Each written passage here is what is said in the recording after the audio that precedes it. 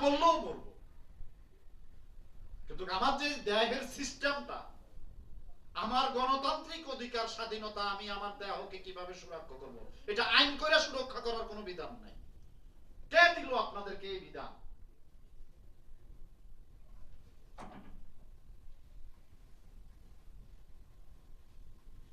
আপনারা কি কারো এজেন্ডা বাস্তবায়ন করছেন, না সত্যিকারের মানুষের কল্যাণ চাচ্ছেন? মানুষ মরণশীল, আমাদের প্রধানমন্ত্রী এই কথা বলছেন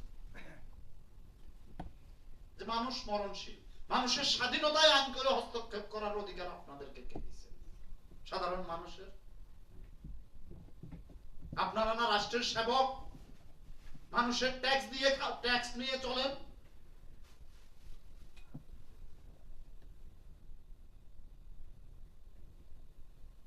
তাহলে বুঝে শুনে আইন করতে হবে, না হলে মোল্লার মতন আইন করবেন, এইটা জায়েজ ওইটা না জায়েজ।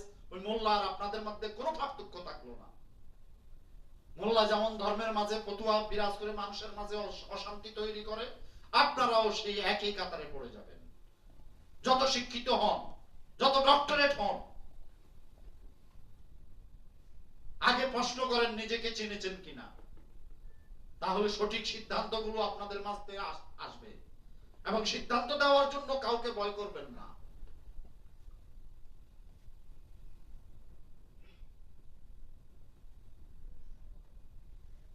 উন্নয়নের বিল্ডিং করলেই উন্নত হয় না।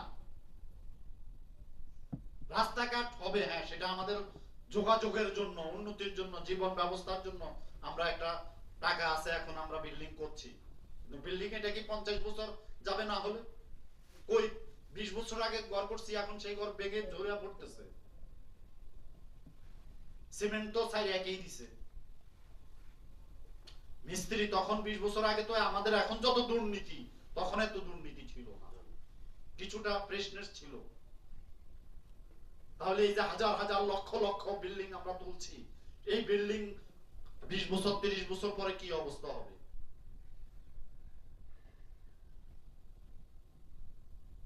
আমার জাগতিক বিষয় নিয়ে কথা বলছি, আধ্যাত্মিক বিষয় প্রথমে বলছি যে যদি আপনি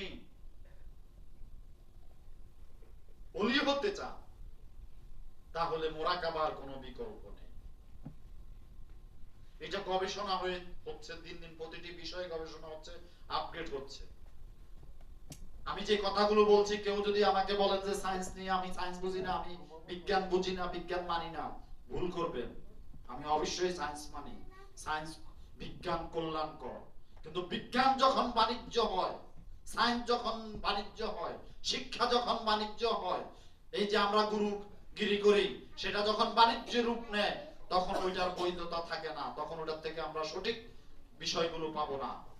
তাই ইঞ্জিনিয়ারকে চাকরি দেওয়া হয় সরকারিভাবে, ডাক্তারকে সরকারিভাবে চাকরি দেওয়া হয় জনগণের ট্যাক্সের মাধ্যমে। কারণ ওরা যদি সঠিকভাবে কাজ করে, একটা রোগীও থাকবে না। 3টি ওষুধ,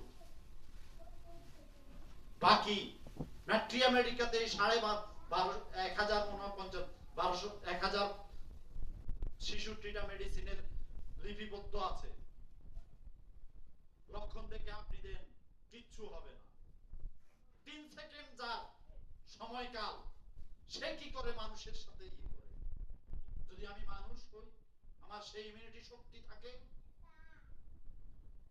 কিন্তু কোন গোষ্ঠীর এজেন্ডা বাস্তবায়ন করতে গিয়ে যদি রাষ্ট্রনায়করা এবং রাষ্ট্রের কর্ণধাররা ভুল করেন, ভুল সিদ্ধান্ত নেন, তাহলে মহা ভুল করবেন আপনারা। মানুষকে কোনো কিছু চাপিয়ে দেবেন না। আমরা রাষ্ট্র চালাই না, ফকিরদের জন্য রাজনীতি হারাম। কিন্তু আমরা যারা ফকির আছি, ফকিরি দাবি করি, আমরা একটি পয়সাও কারো থেকে নেওয়ার চেষ্টা করি না। কালকে একটা শিল্পীকে আমি দেখেছি, ওর টেলিভিশনে গেলে বাংলাদেশে এখন ওর সামনে কোন যত বড় শিল্পী হোক টিকবে না, কিন্তু হয়তো কোনোদিন টেলিভিশনে যায়নি, এরা নীরবেই থাকে। বাবা লালন শাহকে নিয়ে কেন গবেষণা হয়? 197টা রাষ্ট্র পিএইচডি দেয়, না মিথ্যা বললাম? কোরআন নিয়ে তো এত পিএইচডি দেয় না, বাইবেল নিয়ে তো এত পিএইচডি দেয় না, মহাভারত নিয়ে তো এত পিএইচডি দেয় না। কেন? লালন তো টেলিভিশনে যাই ফাড়াফাড়ি করে নাই।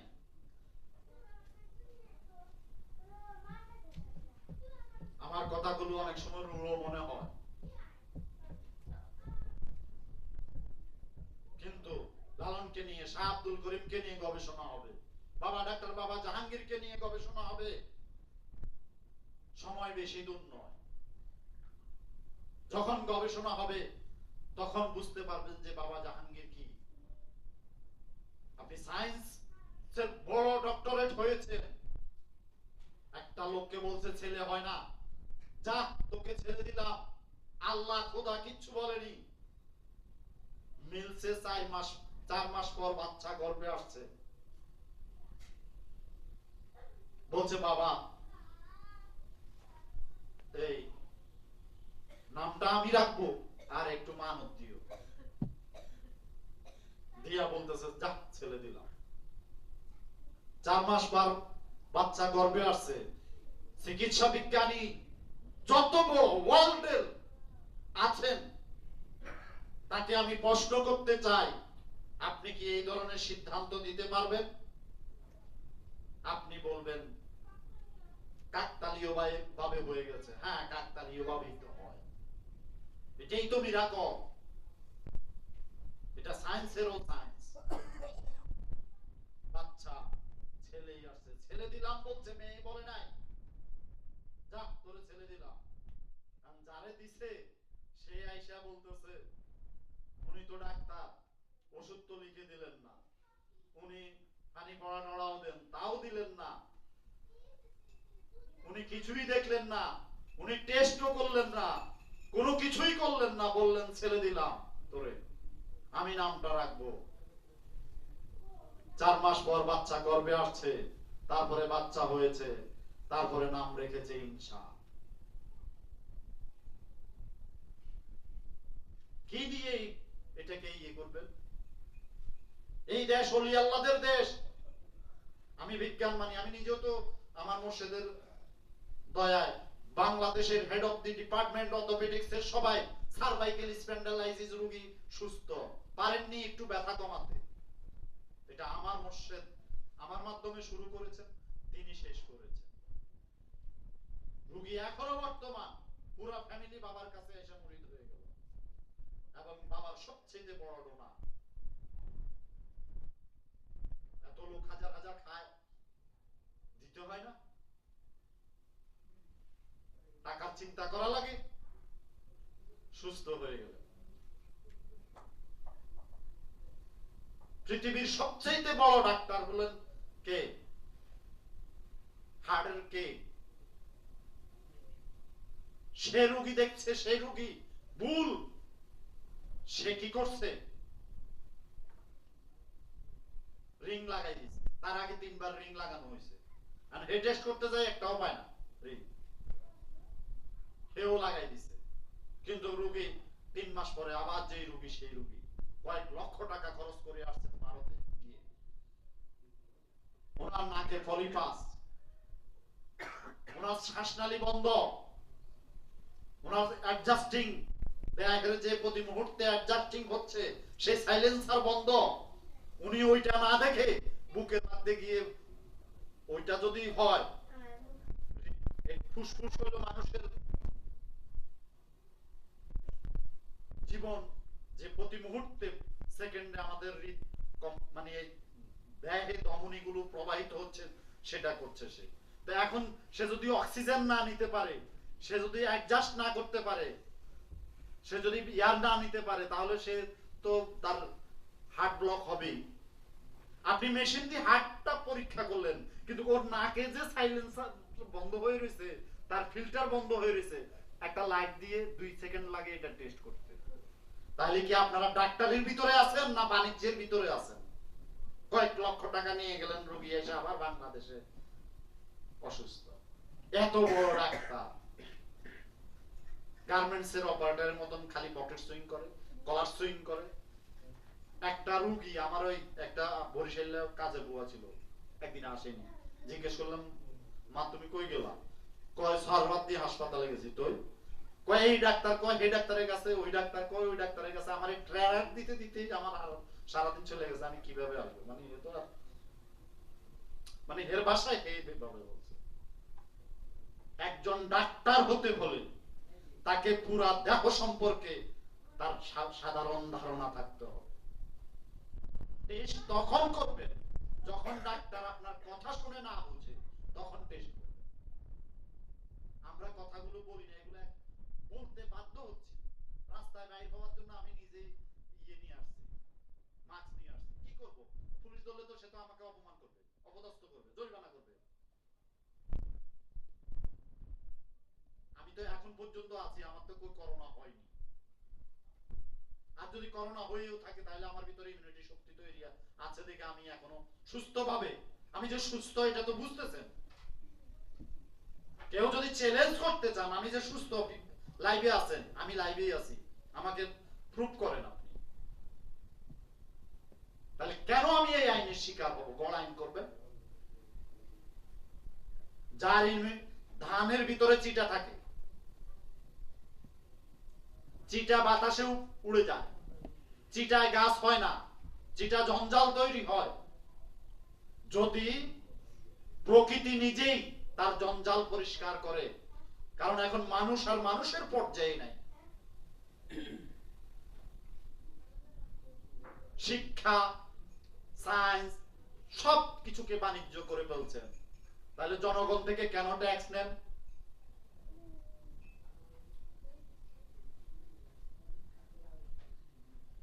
কেন ট্যাক্স নেন? জনগণকে সুবিধা দেওয়ার জন্য। কিছু কিছু সাইডে বাণিজ্য করা যায় না। এই যে সঙ্গীতটা, এটা নিয়ে বাণিজ্য চলে না, কারণ এটা মানুষকে সুপথ দেখাবার জন্য, পথ প্রদর্শনের জন্য একটা মাধ্যম। এটা নিয়ে যদি বাণিজ্য হয় তাহলে আপনি প্রথমেই তো কোরআনের আয়াতে আপনি বাদ ইত্তাবাউ মাল্লা ইয়াসালুকুম আজরান ওয়া হুম মুতাদুন। তুমি ওই ব্যক্তির কাছে সুপথ পাবে যে তোমার বিনিময় আশা করে না। তারপরে তো বিনিময় দিতে হয়। আরেক জায়গায় বলতেছে চাওয়ার আগে তাকে দাও, চাওয়ার আগে তাকে দাও, কারণ সে তো তোমার কাছে যাবে না। এর জন্য তাকে সর্বোচ্চটা দাও। দুটো রাস্তাই দেখাইছে। যেটাতে সুপথ পাবো সেখানে আমাকে তাকওয়ার অধিকারী হইতে হবে, ফকির যদি হন। ধৈর্যশীল হতে হবে, ধৈর্যশীল হলে সব সামনে আসবে।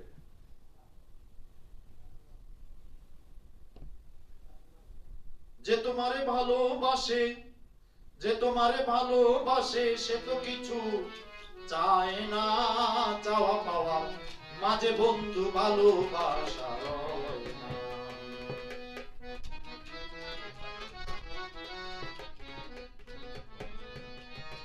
বলে করে দান্দাবাজি, ভালো ভালো কথা বলে করে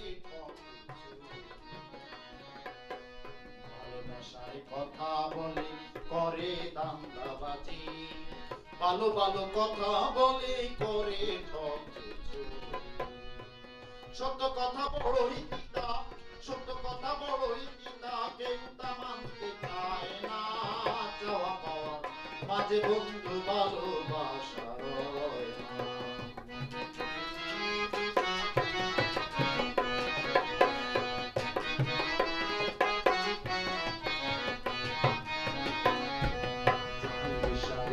মিনতি শোনো তোমরা সবে, ধৈর্য ধরে থাকো রে বাই গুরুর চরণ। জাহাঙ্গীর এই মিনতি শোনো তোমরা সবে, ধৈর্য ধরে থাকো রে বাই গুরুর চরণ। ধৈর্যশীল হইলে পরে, ধৈর্যশীল হইলে পরে কিছুই বৃথা যায় না। চাওয়া পাওয়ার মাঝে বন্ধু ভালোবাসা রয় না। যে তোমারে ভালোবাসে, যে তোমারে ভালোবাসে সে তো কিছু চায় না। চাওয়া পাওয়ার মাঝে বন্ধু ভালোবাসা রয় না। চাওয়া পাওয়ার মাঝে বন্ধু ভালোবাসা রয়। কোরআন বলতেছে ইন্নাল্লাহা মা'আস সাবিরিন, নিশ্চয়ই আমি নামাজের সাথে সালাতের সাথে আছি। গ্যারান্টি। ইন্নাল্লাহা মা'আল মুমিনিন, আমি মুমিনের সাথে আছি। নামাজের সাথে আল্লাহ আছে, কোরআন এই কথা কয় না। রোজাদারের সাথে আল্লাহ আছে, এই কথা কয় না। ইফতারির বেলায় বলছে যে আমি আমার প্রিয় সে।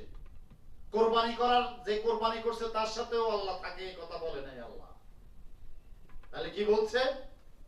ইন্নাল্লাহা মা'আল মুমিনিন, নিশ্চয়ই গ্যারান্টি যুক্ত শব্দ, কংক্রিটেবল শব্দ। আমি কার সাথে থাকি? মুমিনের সাথে থাকি। ইন্নাল্লাহা মা'আল মুত্তাকিন, যারা গবেষক তাদের সাথেও থাকে। এই মুত্তাকির ব্যাখ্যাটা দিছে হলো বাকারার 177 নম্বর আয়াত। ওখানে কিছু কার্য দিছে, যে কার্যগুলো গবেষণারই অংশ। লাইসাল বিররা তুওয়াল্লু ওজুহাকুম কিবলাল মাশরিকি ওয়াল মাগরিবি ওয়ালাকিন্নাল বিররা মান আমানা বিল্লাহি ওয়াল মালাইকাতি ওয়াল কিতাবিন নাবিয়্যিন ওয়া আতাল মাল আলা হুব্বি যাওয়াল কুরবা ওয়াল ইয়াতামা ওয়াল মাসাকিন ওয়া ইবনিস সাবিল ওয়াস-সাইলিনা ওয়া ফির রিকাব ওয়া আকামাস সালাতা ওয়া আতুজ যাকাত ওয়াল মুফুনা বুঝলা গেছি।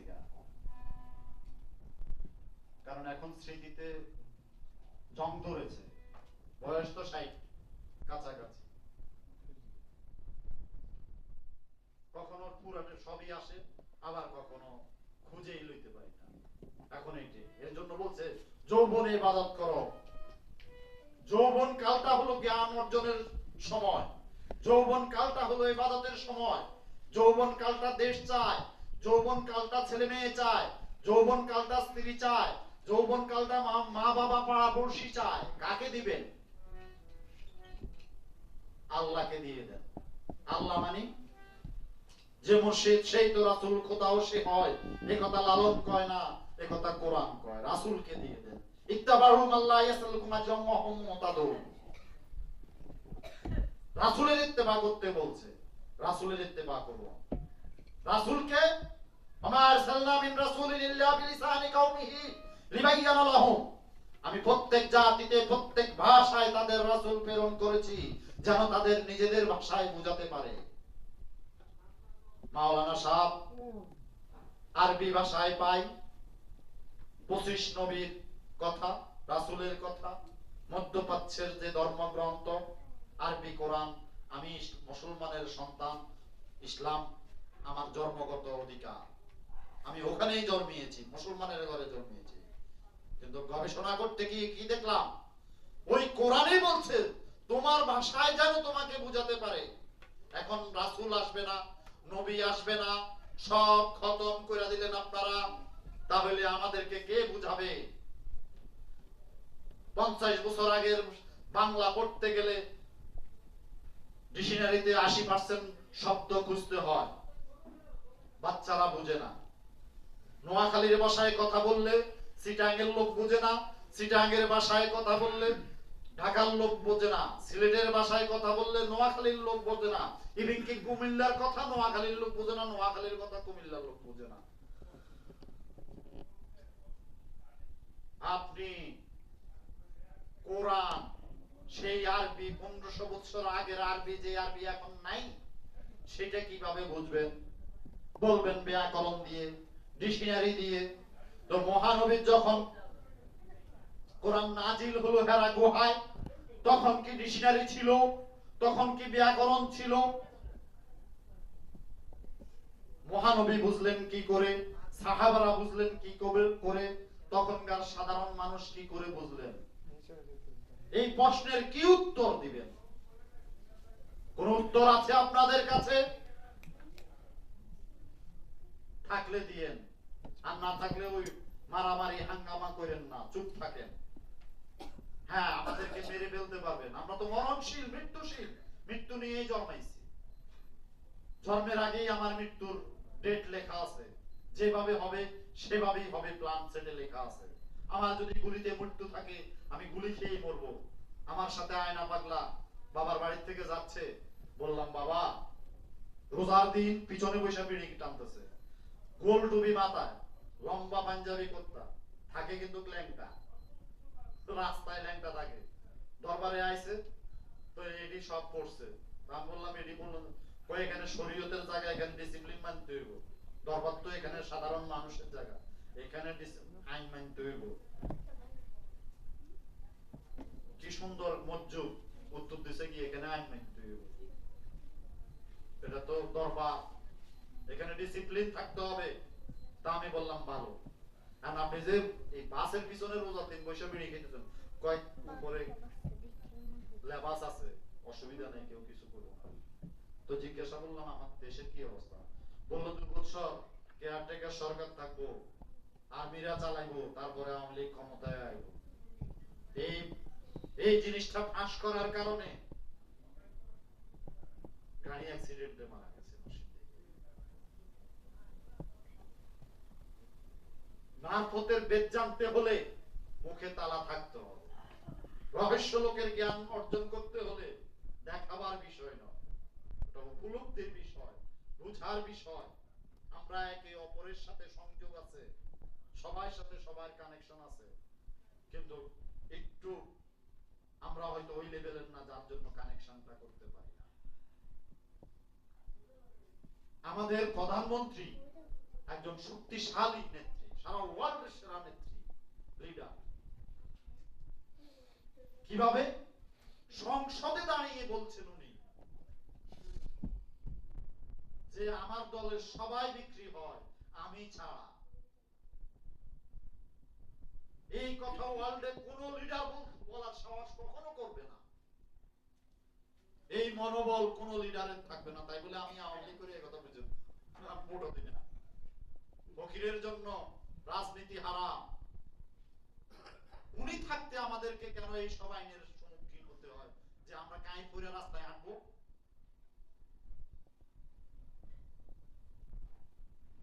আমরা বাইরে ঘর থেকে বের হতে হবে না, জরিমানা করতে হবে।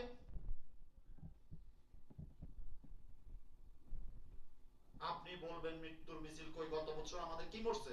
প্রতিদিন ডাটাটা দেন তো, কত লোক অ্যাক্সিডেন্টে মারা যায়, প্রতিদিন স্বাভাবিকভাবে কত লোক মারা যায়। এখন কোনোভাবেই মানুষ মারা যাবে না, তো একটা বিষয় তো যাইতে হবে তাকে। আর যে রূপ পরিবর্তন করে তাকে ঠেকাবেন কি দিয়া? কোন টিকা দিয়ে ঠেকাবেন? একটা দিবেন, আরেকটা যদি আপনারা বানাইয়া ছাইরা ব্যবসা করেন সেটা আলাদা বিষয়, সেটি আপনাদের বিপদ, আপনাদের দায়বদ্ধতা, আপনারাই আপনাদের বিবেকের কাছে দিবেন। কিন্তু অর্থের জন্য যদি আপনারা এগুলো করে থাকেন, মানুষকে ঢাল ভাত খাওয়ার ব্যবস্থাটা যেন সুষ্ঠুভাবে হয়, সেই ব্যবস্থাটা রাখেন। মানুষ মোটা চাল মোটা ভাত খেয়ে যেন মানুষকে ভোগের দিকে নিয়ে যায়েন না, এমন প্রতিযোগিতায় ফেলে দিয়েছেন, সবাই ভোগে ব্যস্ত, মানুষ নিজেকে পরিশুদ্ধ করার কোনো অবস্থান নাই।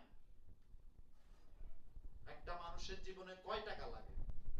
তলস্তয়ের সেই 3.5 হাত গল্পটি সারা বিশ্বের সেরা ছোট গল্প, শুধু রাশিয়ান লেখক দেখে তাকে নোবেল প্রাইজ দিলেন না। ওখানেও তো নিরপেক্ষতা নাই, জ্ঞান রাজ্যেও নিরপেক্ষতা নাই। তাহলে কোথায় কিসের আপনারা মানবতার বার্তা আমাদেরকে শোনান? আগে নিজে মানবতার বার্তা নিজে প্রতিপালন করেন, নিজের নিজের ভিতরে প্রশান্তি তৈরি করেন। কতটুকু আপনার প্রয়োজন সেই জিনিসটা আপনি নির্ধারণ করেন, তারপরে মানুষকে শান্তির বার্তা দিয়ে। নিজের ভিতরেই শান্তি নাই, অন্যকে কি বার্তা দিবেন?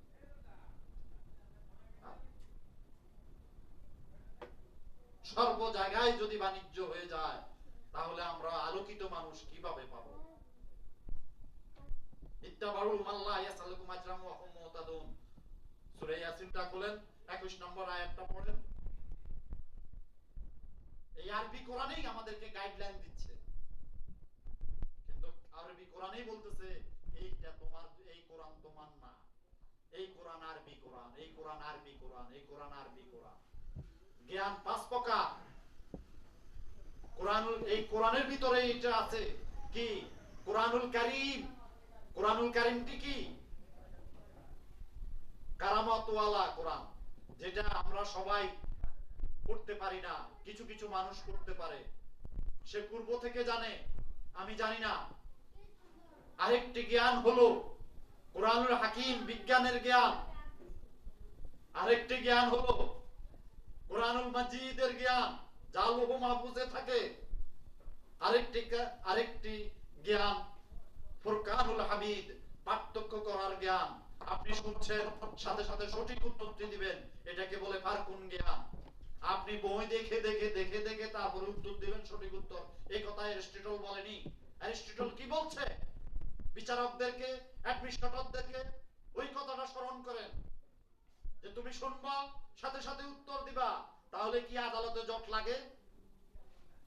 যার ভিতরে অন্তর্জ্ঞান নেই, সে বিচারক হওয়ার যোগ্য নয়। সে বিচার করতে গেলে অবিচার করবে। তার সাক্ষীর প্রয়োজন। হ্যাঁ, সাক্ষী নেব আমরা, বাহ্যিক সাক্ষী, কিন্তু প্রত্যেকটা সাক্ষী মৌন জগতে আপনার সাথে কথা বলতে হবে। সে তখন মিথ্যা বলতে পারবে না। রাষ্ট্রপ্রধানের জন্য কোন শিক্ষাগত যোগ্যতার প্রয়োজন হয় না। সে সিদ্ধান্ত দেওয়ার জন্য, সঠিক সময়ে সঠিক সিদ্ধান্ত দেওয়ার যে জ্ঞানটা রাখে, সেই লিডারশিপ হওয়ার যোগ্যতা রাখে, পুঁথিগত বিদ্যায় নয়। হোমিও ডাক্তারদেরকে গবেষক বলবেন না, ডাক্তার বলবেন না, ডক্টর। তারা গবেষণা করে না। সার্ভাইকেল স্পন্ডাইলিসিসের 7টা হাড় বাংলাদেশের CMS, Dhaka medical college head of the ডিপার্টমেন্টরা দেখেছেন, ব্যথাটুকু কমাতে পারেননি। কিন্তু ডাক্তার বাবা জাহাঙ্গীর সেটা সুস্থ করে দিয়েছে। চেন্নাইতে গিয়েছে একটা রোগী, তার এগুলো আমি এখন বাবাই বলেনি, আমি বলছি, যান ওদের থেকে গিয়ে নিয়ে আসেন। এমআরআই করছে, আবার যে টিউমার সেই টিউমার অপারেশন করছে, অনেক টাকা নিয়েছে জায়গা জমি বিক্রি করে। আয়সা দেখে 1 মাস পরে আবার যে টিউমার সেই টিউমার। তাহলে আপনি কি চিকিৎসা করলেন? ডাক্তার বাবা জাহাঙ্গীর বললেন 6 মাস ওষুধ খাও, ভ্যানিশড হয়ে যাবে। তাহলে এই মেডিসিন গুলো বাংলাদেশের জয়কালী মন্দিরে আছে। করোনার ওষুধ যে কোনো ব্যাকটেরিয়ার ওষুধ জয়কালী মন্দিরে আছে। হোমিও ওষুধটাকে ভালোভাবে পারফেক্ট ভাবে প্রতিষ্ঠিত করুন। সঠিক ওষুধটা এখন সব নকলে পড়ে গেছে। মানুষ রোগী থাকবে না।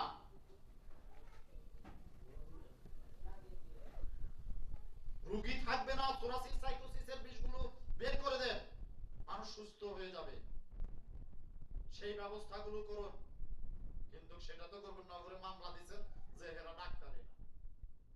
এই পদ্ধতিগুলো যারা করে, তারা নিজেদের গাড়ি বাড়ি দৌড়াবার জন্য হাজার হাজার কোটির নিতে পারবেন? কিচ্ছু নিতে পারবেন না, কিছুই নিতে পারবেন না। নিজেদেরকে শুধরান। জ্ঞান অর্জন করেছেন, শিক্ষা গ্রহণ করেছেন মানুষের কল্যাণের জন্য। গাড়ি বাড়ি দৌড়াবেন, ঠিক আছে, সেটা দোষ না, আপনার প্রয়োজন এটা। হাজার হাজার কোটি টাকা ব্যাংকে জমা করবেন, বিদেশে পাচার করবেন, আর এই দেশের মানুষকে গিনিপিগ বানাবেন। এই থেকে বেরিয়ে আসুন, আল্লাহর হস্তে বেরিয়ে আসুন। আমরা আপনাদেরকে এই সব কথাগুলো বলতে আমাদের লজ্জা লাগে।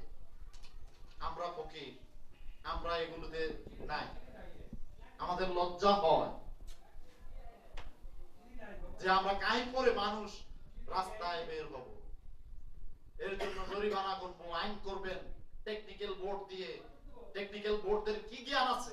তাহলে প্রশ্ন আসে না, একটা গাড়ি 2 মিনিটে তাকে ক্রাশ করে দেওয়া যায়, ইঞ্জিনটা তার স্টার্টটা বন্ধ করে দেওয়া যায়, সাইলেন্সারটা বন্ধ করে দিলে, বা এয়ার ফিল্টারটা যদি আপনি বন্ধ করে দেন, ওখানে বাধা তৈরি করেন।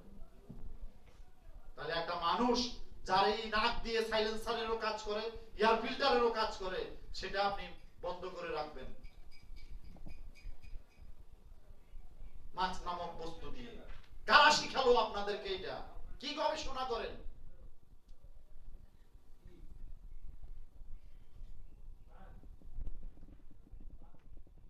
মানুষকে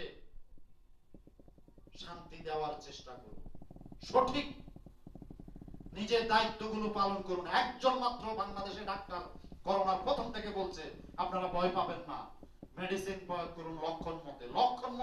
লক্ষণ মতে তো হোমিও মেডিসিন প্রয়োগ হয়, সিঙ্গেল ডোজে কম্বাইন করলে আমরা জানি দুইটা কেমিক্যাল একসাথে করলে আরেকটা শক্তি তৈরি হয়ে যায়, তাহলে কম্বাইন ওষুধগুলো তো আমাদের ক্ষতি করছে, সেটাই বাজারজাত করছেন, সেটা বাজারে রাখছেন, কিন্তু হোমিওটা বন্ধ করার জন্য আপনারা উঠে পড়ে লেগেছেন, যেটা আমাদেরকে সুস্থ করে। আমি নিজে এসমা রোগী ছিলাম, ওষুধ খেতে খেতে খেতে খেতে নিজে তিতা হয়ে গেছি। ডাক্তার বাবা জাহাঙ্গীর সুস্থ করে দিয়েছে। এখন কিভাবে কথা বলি বুঝেন না? বুঝেন না?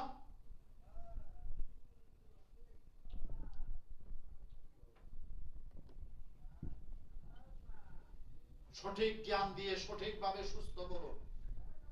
ডাক্তারদেরকে গার্মেন্টস অপারেটর বানাইন না। ডক্টর গবেষক, সে একটা মানুষের মৌন জগৎ থেকে সবকিছু তার নখে দর্পণে আসতে হবে। রোগীটার চেহারা দেখলে সে বুঝতে হবে। রোগীটারে পাঠাই দিলেন আপনি টেস্ট করার জন্য যন্ত্রের ভিতরে, সেই যন্ত্র তো ঠিকভাবে কদিন পরে কাজ করে না, কারণ ওখানে অনেক ডায়া থাকে, অনেক কিছু থাকে। একটা কিছু যদি একটু দুর্বল হয়ে যায়, তখন সঠিক রিপোর্ট আপনি পাবেন না, আপনি দিতে পারবেন না। তাহলে তার ক্ষেত্রে পয়সাগুলো নিলেন, আপনি ভুল করলেন না?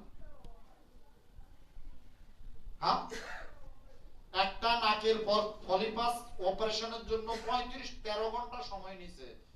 কদিন আগে এক রোগী আমাকে বলছে, এই ফরিদপুরে 35 লক্ষ টাকা তার খরচ হয়েছে ভারতে গিয়ে। আবার আমাদের দেশের মানুষরা বলে যে ভারতের চিকিৎসা খুব ভালো, খুব সুন্দর, ভালো ভালো কথা বলে। ওই এর জন্য আমার ওই ভালো ভালো কথা বলে করে ঠক জুচ্ছুরি। সত্য কথা বড়ই তিতা, কেউ তা মানতে চায় না, সত্য কথা কেউ মানে না। নিজেরা চিন্তা করুন, নিজেরা বুঝুন। অনেক কথা বলছি। আসসালামু আলাইকুম, মাফ করবেন, ভুল।